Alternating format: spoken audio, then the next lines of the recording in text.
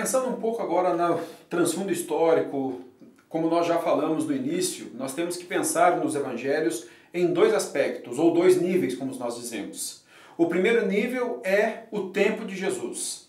Quando Jesus então andou entre nós e ele ensinou, falou todas as coisas. Temos que pensar no tempo no qual Jesus estava inserido. Mas temos que pensar também no tempo ou no contexto histórico dos ouvintes primitivos, os que receberam este evangelho.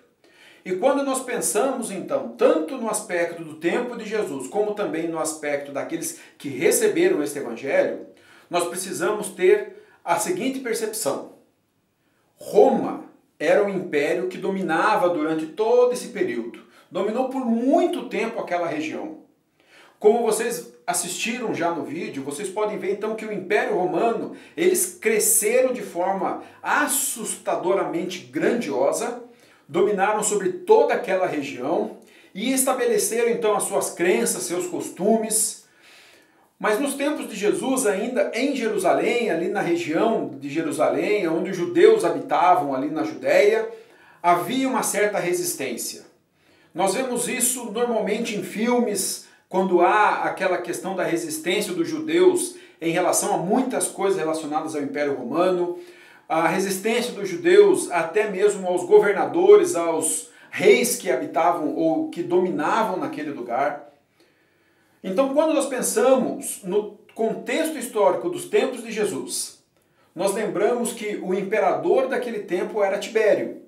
E Tibério, ele, querendo ou não, ele não exerceu tanta influência no sentido de dominar e estabelecer algum tipo de opressão naquele tempo.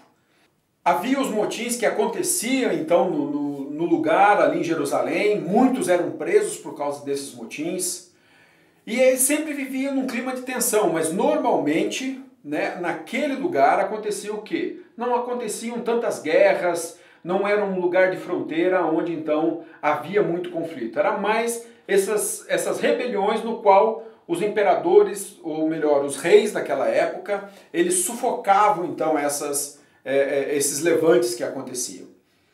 Mas nos tempos, então, quando nós pensamos na perspectiva daqueles que estão recebendo a carta, aí nós precisamos pensar que eles estavam vivendo já um contexto totalmente diferente. Por quê? Primeiramente, eles não habitavam em Jerusalém, como nós já vimos. Eles eram da cidade de Roma. E nós precisamos entender, então, pensando um pouco no aspecto histórico, pensando até mesmo no que nós falamos no literário, quando foi escrito esse evangelho? Estava acontecendo algo muito complicado para os cristãos lá em Roma. Nós precisamos pensar no imperador daquele tempo. E o imperador daquele tempo era Nero.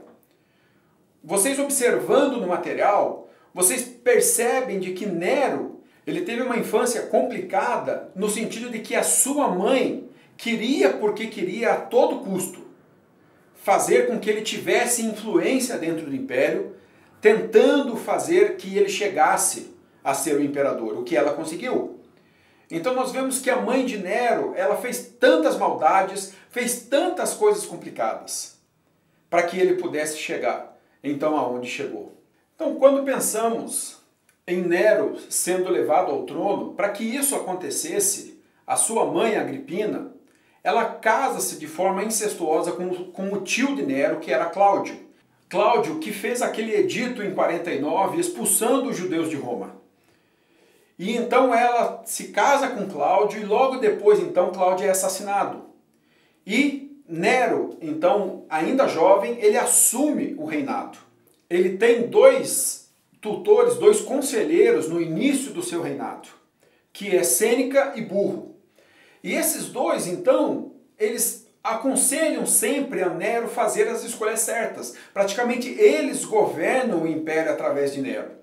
Então, os primeiros anos, houve uma época de ouro para o Império Romano durante o reinado de Nero. Mas o tempo vai passando e acontecem vários conluios, várias coisas que complicam então a situação do império, porque Nero, o poder lhe sobe a cabeça e ele começa então a tomar decisões conforme lhe apraz. Então, quando pensamos nesse primeiro período do reinado de Nero, é chamado de Quinquennium Neronis, que esse período então foi um período de ouro. Começou em 54, quando Agripina envenena a Cláudio, para que então Nero pudesse assumir o poder. E durante esses 5 anos, então, Nero faz tantas coisas boas até. Nesse período, inclusive, é quando acontece a terceira viagem missionária, a questão, então, de Paulo sendo preso em Cesareia, e ele apela a César, que no tempo, então, era Nero, para que ele pudesse ser julgado. Mas depois que se passam esses 5 anos, a coisa começa a mudar de figura, a coisa começa a complicar para aqueles que moravam em Roma e se chamavam cristãos. Nero ele começou a levantar uma fortuna dentro do império. Então, como dissemos, o poder subiu à sua cabeça e ele começa então a tomar decisões e a fazer coisas que são absurdas aos nossos olhos. E uma das coisas que nós precisamos entender é o seguinte: quando então os cristãos estavam vivendo um período de crescimento até dentro do Império Romano e crescimento dentro da cidade de Roma, a perseguição começa a vir sobre a igreja. Mas como ou por que essa perseguição veio? Conta a história de que Nero, ele olhava para a cidade de Roma, do seu palácio, e ele não estava satisfeito com a aparência da cidade. Ele achava a cidade muito feia. E ele precisava, de alguma forma, tentar reconstruir a cidade. Ele tentou passar no Senado, né, as suas ideias para que fossem aprovadas, para que ele pudesse reconstruir a cidade, mas além da própria questão do gasto, não se via a necessidade de uma reconstrução na cidade de Roma. E Nero, então, teve uma brilhante ideia aos seus olhos. Ele resolve, do dia para a noite, incendiar a cidade de Roma. Por quê? Ele pensa o seguinte: se eu não consigo reconstruir pelos meios lícitos, então como que eu posso reconstruir uma cidade? Destruindo ela. E ele escolhe então incendiar Roma. Mas não é simplesmente incendiar e ele vai lá e diz: ó, agora precisamos reconstruir. Ele não poderia de forma nenhuma assumir a culpa por isso que ele fez. Porque ele tinha que justificar uma reconstrução sem a interferência da parte dele. E então, a partir disso, é necessário encontrar um bode expiatório. E ele culpa aqueles, então, que são chamados cristãos. Por quê? Porque os cristãos eram aqueles que, aos olhos do Império Romano, se opunham a tudo aquilo que era relacionado ao Império. Eles não adoravam o imperador como Deus, não adoravam aos outros deuses que normalmente as pessoas adoravam, eram contra esse politeísmo dentro do império, pregavam contra o politeísmo, e as pregações normalmente, quando não eram entendidas, elas eram associadas a quê? A uma dissensão do império. Então, quando as pessoas olhavam e pensavam: olha, os cristãos são aqueles que são contra o império. Era isso que Nero conseguiu imputar na cabeça das pessoas. Quem incendiou Roma foram esses cristãos que são contra nós, que são contra o império. E a partir disso, então, começa uma perseguição ferrenha. E como nós vimos, então, no método crítico, o porquê, né, de ser escrito, é justamente por isso, porque diante desse contexto de perseguição, era necessário que a igreja recebesse das mãos de Marcos, né, tudo aquilo que Pedro falou acerca de Jesus. E Marcos, graciosamente inspirado por Deus, seleciona materiais que vão de encontro à necessidade da situação que eles têm enfrentado. Eu queria, inclusive, mencionar uma referência aqui que nos ajuda a ilustrar como que Deus graciosamente, entendendo todo esse contexto que aquela igreja vivia, ele traz uma resposta clara à necessidade deles. Em Marcos, capítulo 1, dos versículos 12 a 13, nós vemos a tentação de Jesus. E diferentemente dos outros evangelhos, aqui o autor, no caso Marcos, ele não se preocupa em relatar todo o período dos 40 dias ou como aconteceu a tentação. Mas ele retrata o seguinte: e logo o Espírito o impeliu no caso Jesus, para o deserto, onde permaneceu 40 dias sendo tentado por Satanás. E olha que interessante essa frase. Ele estava com as feras, mas os anjos o serviam. Quando nós pensamos nessa ideia de ele estava com as feras, normalmente nós não vemos isso nos outros evangelhos. Nós vemos Jesus sendo tentado por Satanás, subindo ao pináculo do templo, subindo à mais alta montanha e vendo os reinos.